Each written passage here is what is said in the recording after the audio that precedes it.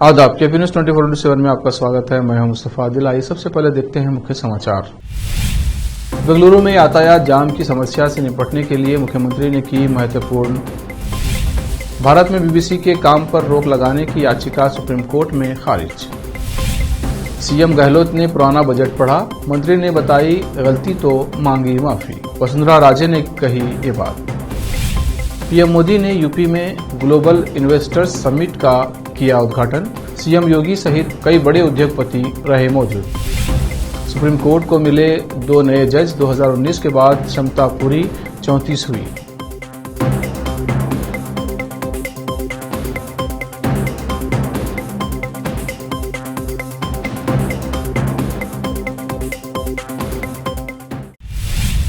अब समाचार विस्तार से।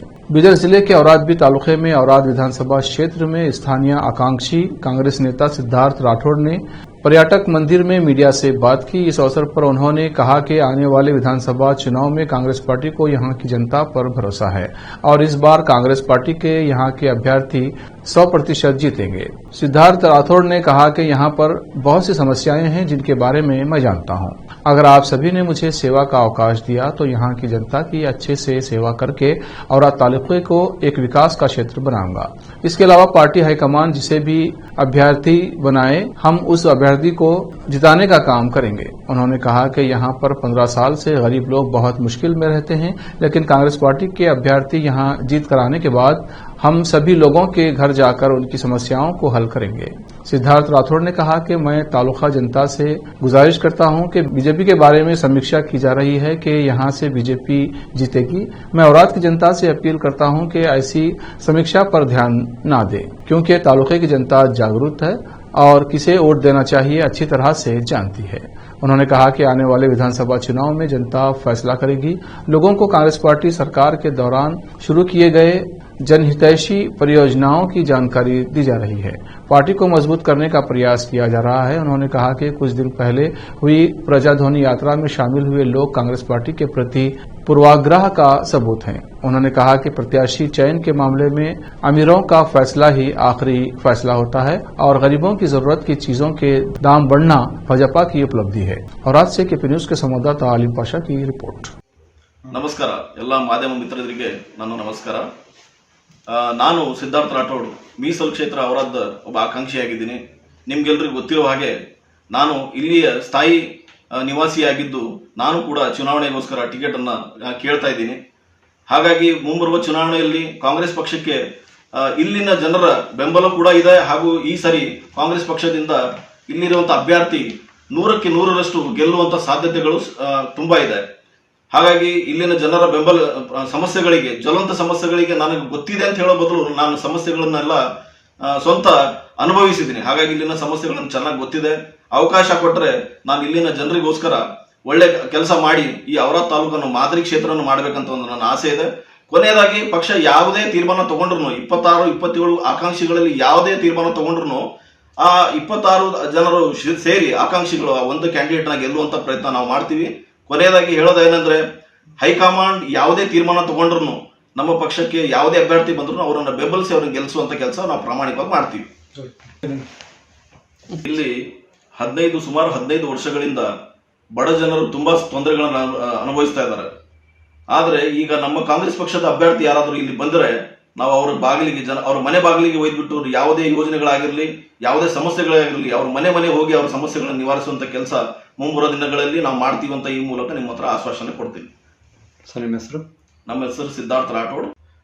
ನಿನ್ನೆ ಮೊನ್ನೆ ಸುಮಾರು ಮಾಧ್ಯಮಗಳಲ್ಲಿ ಸಮೀಕ್ಷೆ ಆಗಿರೋದು ಏನಂದ್ರೆ ಔರಾದ್ ತಾಲೂಕದಲ್ಲಿ ಬಿಜೆಪಿ ಪರವಾಗಿ ಒಲವನ್ನು ತೋರಿಸ್ತಾ ಇದ್ದಾರೆ।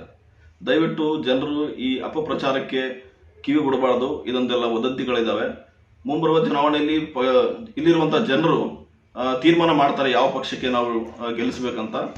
ಈ ಸಮೀಕ್ಷೆಯಲ್ಲಿ ಸ್ವಲ್ಪ ಹಿಂದೆ ಮುಂದೆ ಮಾಡಿ ತೋರಿಸ್ತಾ ಇದ್ದಾರೆ। ದಯವಿಟ್ಟು ಇದಕ್ಕೆ ಯಾರು ಗಮನ ಕೊಡಬಾರ್ದು ಅಂತ ಈ ಮಾಧ್ಯಮದ ಮುಖಾಂತರ ನಾನು ಹೇಳಲಿಕ್ಕೆ ಇಚ್ಛೆ ಪಡ್ತೀನಿ। मुख्यमंत्री बसवराज बोम्मई ने यातायात जाम से निपटने के लिए बेंगलुरु में 5 नए ट्रैफिक पुलिस स्टेशन खोलने की घोषणा की है। इनमें एक डीसीपी स्टाफ वाहन और सभी उपकरण प्रदान किए जाएंगे। इसके अलावा राज्य की राजधानी में 12 नई कॉरिडोर सड़कों का भी निर्माण किया जाएगा। यहां गुरुवार को महादेवपुर जोन में सुरंजन दास जंक्शन के पास एक अंडरपास का लोकार्पण करने के बाद उन्होंने कहा कि नए अंडरपास के खुलने से व्हाइटफील्ड और एमजी रोड के बीच यातायात की समस्या हल हो गई है। अब यहां से वाहन बिना ट्रैफिक जाम के आगे बढ़ सकते हैं। उन्होंने HAL रोड पर भारी ट्रैफिक देखा था और अधिकारियों से सुझाव देने को कहा था।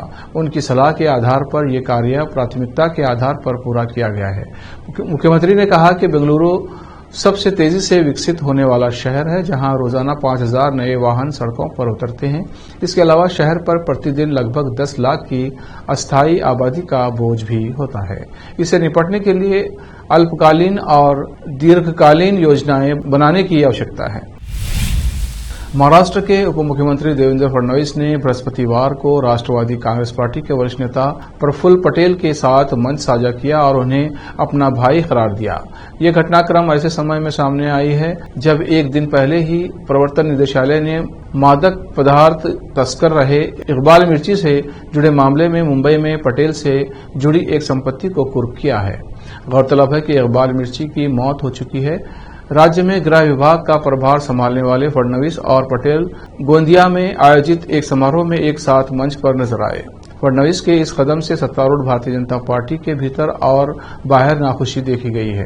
गौरतलब है कि मिर्ची के खिलाफ धन शोधन मामले में प्रवर्तन निदेशालय की जांच में पटेल का नाम सामने आने के बाद फडणवीस के नेतृत्व में भाजपा कार्यकर्ताओं ने पिछले साल मुंबई में एक आंदोलन किया था, लेकिन आज समारोह को संबोधित करते हुए फडणवीस ने पटेल को अपना करीबी मित्र और भाई बताया। दूसरी ओर राष्ट्रीय कांग्रेस पार्टी सांसद ने फडणवीस को दूरदर्शी नेता करार दिया। गुजरात दंगों पर बनी बीबीसी की डॉक्यूमेंट्री के साथ साथ भारत में बीबीसी के काम पर रोक लगाने की हिंदू सेना की याचिका सुप्रीम कोर्ट ने खारिज कर दी है। सुप्रीम कोर्ट ने कहा कि ये याचिका पूरी तरह गलत है, हम ऐसा आदेश कैसे दे सकते हैं। जस्टिस संजीव खन्ना और जस्टिस MM सुंदरेश की बेंच ने याचिका खारिज करते हुए कहा कि इस याचिका में कोई मेरिट नहीं है। याचिकाकर्ता की ओर से वकील पिंकी आनंद ने कहा कि बीबीसी पूरी तरह भारत विरोधी और PM मोदी के खिलाफ अभियान चला रहा है। अदालत के पास इसे बैन करने का अधिकार है। राजस्थान विधानसभा में आज बजट पेश करने के दौरान विपक्ष ने जमकर हंगामा किया, जिसके बाद विधानसभा में बात इतनी बिगड़ गई कि सदन को आधे घंटे के लिए स्थगित करना पड़ा। दरअसल CM गहलोत ने पुराना बजट पढ़ना शुरू कर दिया था, जिसके बाद वो विपक्ष के निशाने पर आ गए। बीजेपी ने इस घटनाक्रम को बजट लीक बताते हुए राजस्थान की सरकार पर निशाना साधा है। हालांकि बाद में स्पीकर के आदेश पर दोबारा सदन की कार्रवाई शुरू हुई। राज्य की अशोक गहलोत सरकार पर निशाना साधते हुए वसुंधरा राजे ने कहा कि सूबे के इतिहास में ये पहली घटना है जिससे आज ये तय हो गया है कि ये राज है ना स्वराज। ये तो सीधे सीधे कांग्रेस पार्टी का कुराज है। वहीं बीजेपी नेता सतीश पुनिया ने भी पुराने बजट भाषण को लेकर CM गहलोत की सरकार पर निशाना साधा है। अब वक्त है एक ब्रेक का। ब्रेक के बाद जल्द लौटते हैं। हिंदुस्तान के हर कोने में हम हैं मौजूद। 24 घंटे हालात पर गहरी नजर, खबरों से जुड़े चुपते सवालात और आपको दिखाता है धार्मिक, सामाजिक, राजनीतिक, लोकल और इंटरनेशनल न्यूज की सबसे बेहतर कवरेज,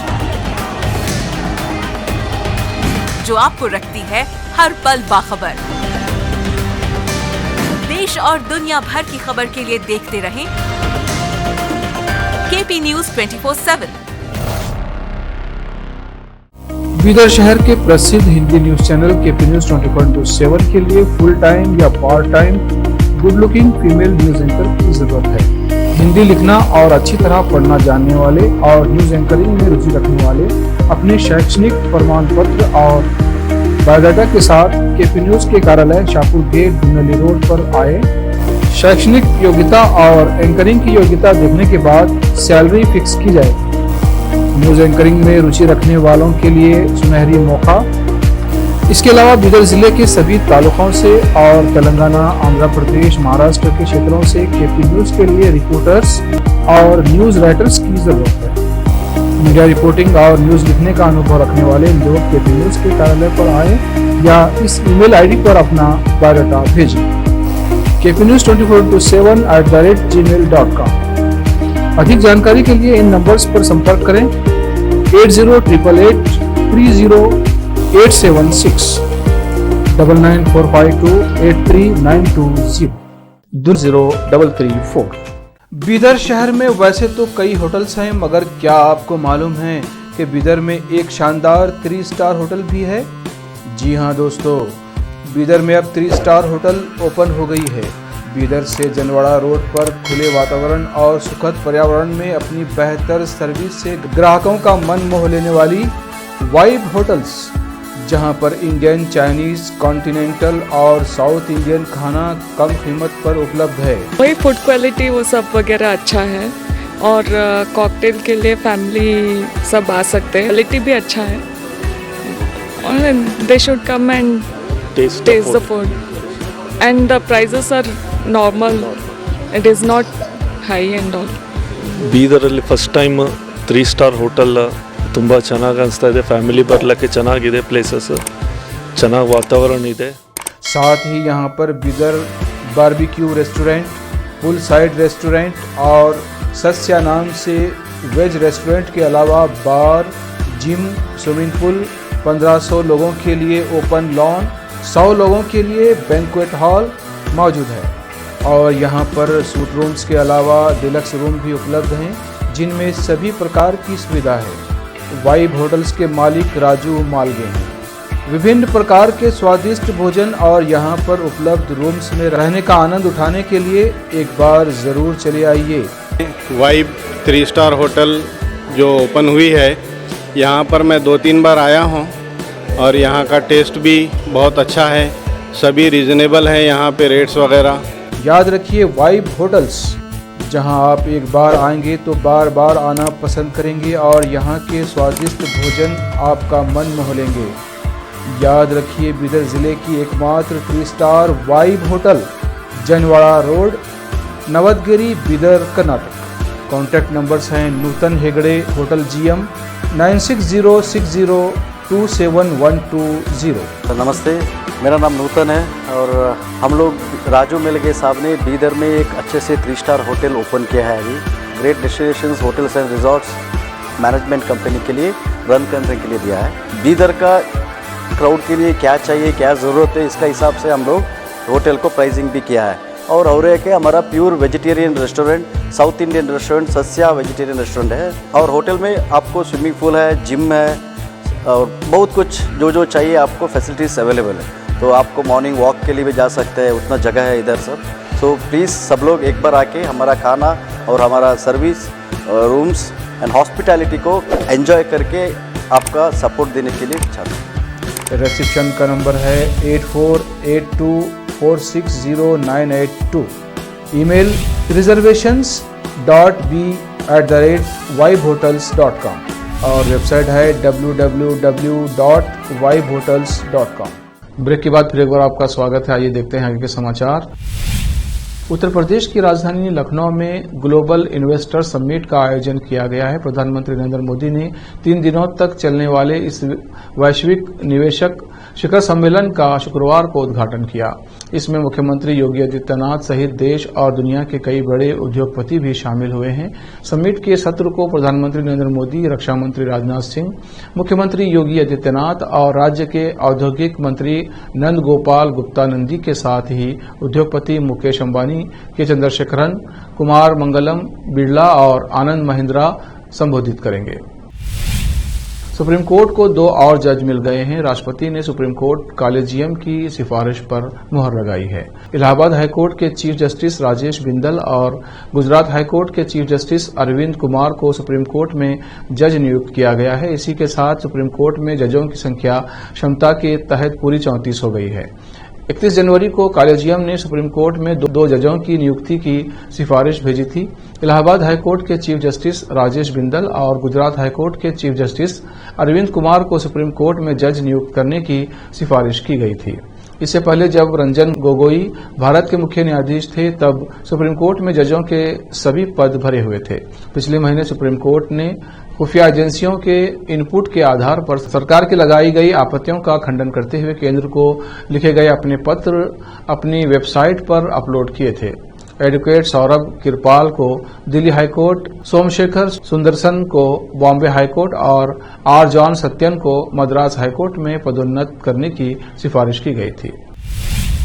राजस्थान विधानसभा में बजट के दौरान हंगामा, विपक्ष का आरोप, पहले पेपर लीक, अब सदन में बजट भी लीक। सदन आधे घंटे के लिए स्थगित। वहीं इसी को लेकर वसुंधरा राजे ने बड़ा बयान दिया है। 8 मिनट तक सीएम पुराना बजट पढ़ते रहे।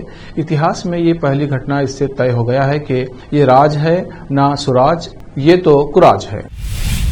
अब वक्त है ब्रेक का। ब्रेक के बाद जल्द लौटते हैं। हिंदुस्तान के हर कोने में हम हैं मौजूद। 24 घंटे हालात पर गहरी नजर, खबरों से जुड़े चुपते सवालात और आपको दिखाता है धार्मिक, सामाजिक, राजनीतिक, लोकल और इंटरनेशनल न्यूज की सबसे बेहतर कवरेज, जो आपको रखती है हर पल बाखबर। देश और दुनिया भर की खबर के लिए देखते रहें केपी न्यूज 24/7। बीदर शहर के प्रसिद्ध Hindi news channel KP news 24/7 के लिए फुल टाइम या part time good looking female news anchor की जरूरत है। हिंदी लिखना और अच्छी तरह पढ़ना जानने वाले और न्यूज एंकरिंग में रुचि रखने वाले अपने शैक्षणिक प्रमाण पत्र और बायोडाटा के साथ केपी न्यूज के कार्यालय शाहपुर गेट, दुनली रोड पर आए। शैक्षणिक योग्यता और एंकरिंग की योग्यता देखने के बाद सैलरी फिक्स की जाएगी। न्यूज एंकरिंग में रुचि रखने वालों के लिए सुनहरी मौका। इसके अलावा बीदर जिले के सभी तालुकों से और तेलंगाना, आंध्र प्रदेश, महाराष्ट्र के क्षेत्रों से केपी न्यूज के लिए रिपोर्टर्स और न्यूज राइटर्स की जरूरत है। मीडिया रिपोर्टिंग और न्यूज लिखने का अनुभव रखने वाले लोग केपी न्यूज के कार्यालय पर आए या इस ईमेल आईडी पर अपना बायोडाटा भेजें। kpnews24/7@gmail.com। अधिक जानकारी के लिए इन नंबर्स पर संपर्क करें 8088830876 9945283920। ब्रेक के बाद फिर एक बार आपका स्वागत है। देखते हैं अन्य समाचार। प्रधानमंत्री नरेंद्र मोदी की राजस्थान के दौसा की प्रस्तावित यात्रा से पहले प्रदेश के पूर्व उप मुख्यमंत्री सचिन पायलट ने उन्हें पत्र लिखकर पूरी राजस्थान नहर परियोजना को राष्ट्रीय परियोजना घोषित करने का आग्रह किया है। उन्होंने पत्र में कहा कि 2017-18 के राज्य बजट में राजस्थान की तत्कालीन सरकार द्वारा पूर्वी राजस्थान के 13 जिलों झालावाड़, बारां, कोटा, बूंदी, सवाई माधोपुर, अजमेर, टोंक, जयपुर, दौसा, करौली, अलवर, भरतपुर और धौलपुर में पेयजल एवं सिंचाई की समस्या के स्थायी समाधान के लिए इस परियोजना की घोषणा की गई थी। पायलट ने प्रधानमंत्री को बृहस्पतिवार को लिखे पत्र में कहा है, तत्पश्चात 2018 में राजस्थान में आयोजित एक सभा में आपके द्वारा भी इसे राष्ट्रीय परियोजना घोषित किए जाने का आश्वासन दिया गया था, परंतु अभी तक ऐसा नहीं हुआ। उन्होंने कहा, मुझे ज्ञात हुआ है कि 12 फरवरी को राजस्थान के दौसा जिले में आपका कार्यक्रम प्रस्तावित है। ऐसे में मुझ सहित प्रदेशवासी आपसे अपेक्षा रखते हैं कि आप पूर्वी राजस्थान नहर परियोजना को राष्ट्रीय परियोजना घोषित करेंगे ताकि 13 जिलों में निवास करने वाली प्रदेश की आबादी को पेयजल एवं सिंचाई की समस्या के स्थायी समाधान हो सके। प्रधानमंत्री नरेंद्र मोदी का 12 फरवरी को दौसा में दिल्ली मुंबई एक्सप्रेसवे के सोहना दौसा हिस्से का उद्घाटन करने का कार्यक्रम प्रस्तावित है। उत्तरी कश्मीर के अधिकांश इलाकों में बृहस्पतिवार को ताजा बर्फबारी हुई। शेष घाटी में बारिश हुई। यही हाल हिमाचल प्रदेश का भी रहा। मौसम के इस बदलाव से तापमान में गिरावट दर्ज की गई है, अधिकारियों ने ये जानकारी दी है। वहीं राजधानी दिल्ली में मौसम सामान्य रहा। दिल्ली में मौसम विभाग के अनुसार आज बादल छा सकते हैं। उन्होंने बताया कि बारामूला जिले के गुलमर्ग स्की रिजॉर्ट में बुधवार रात से हिमपात शुरू हो गया है। यहां शुक्रवार से खेलो इंडिया शीतकालीन खेल शुरू होने हैं। बांदीपुरा जिले के गुरेज सेक्टर और बारामूला कुपवाड़ा के बाकी हिस्सों में बृहस्पतिवार सुबह बर्फबारी शुरू हुई। दक्षिण कश्मीर के शोपियां जिले से बर्फबारी की खबर है। घाटी के बाकी हिस्सों में हल्की से मध्यम वर्षा हुई, जिसने 3 दिनों से खिल रही धूप की समाप्ति के साथ सर्दी की वापसी हुई। राजस्थान, पंजाब, बिहार में मौसम सामान्य रहा। आदित्य चोपड़ा निर्देशित फिल्म दिलवाले दुल्हनिया ले जाएंगे भारतीय सिनेमा के इतिहास में सबसे लंबे समय तक चलने वाली फिल्म है। इस सर्वकालिक ब्लॉकबस्टर ने शाहरुख खान और काजोल को सुपरस्टार बनाया। यशराज फिल्म्स ने इस बात की पुष्टि की है। इस साल वैलेंटाइन डे के अवसर पर DDLJ को पूरे भारत में व्यापक रूप से रिलीज किया जाएगा। YRF के वितरण उपाध्यक्ष रोहन मल्होत्रा ने बताया, दिलवाले दुल्हनिया ले जाएंगे सिनेमा के इतिहास में सबसे लंबे समय तक चलने वाली फिल्म है, जो अपनी ऐतिहासिक रिलीज के बाद से ही कई पीढ़ियों से भारत और भारतीयों के लिए रोमांस का पर्याय बन गई है। दर्शकों और प्रशंसकों द्वारा हमें लगातार फिल्म के व्यापक प्रदर्शन के लिए अनुरोध किया जाता रहा है, ताकि वे बार बार इस माइलस्टोन फिल्म को अपने दोस्तों और परिवार के साथ सिनेमाघरों में देख सकें। इस साल वैलेंटाइन डे के मौके पर हम उनकी ये ख्वाहिश पूरी कर रहे हैं। 10 फरवरी से पूरे भारत में DDLJ को केवल एक सप्ताह के लिए प्रदर्शित किया जाएगा। आखिर में फिर एक बार देखते हैं मुख्य समाचार। बेंगलुरु में यातायात जाम की समस्या से निपटने के लिए मुख्यमंत्री ने की महत्वपूर्ण। भारत में BBC के काम पर रोक लगाने की याचिका सुप्रीम कोर्ट में खारिज। CM गहलोत ने पुराना बजट पढ़ा, मंत्री ने बताई गलती तो मांगी माफी। वसुंधरा राजे ने कही ये बात। PM मोदी ने यूपी में ग्लोबल इन्वेस्टर्स समिट का किया उद्घाटन। CM योगी सहित कई बड़े उद्योगपति रहे मौजूद। सुप्रीम कोर्ट को मिले 2 नए जज। 2019 के बाद क्षमता पूरी 34 हुई।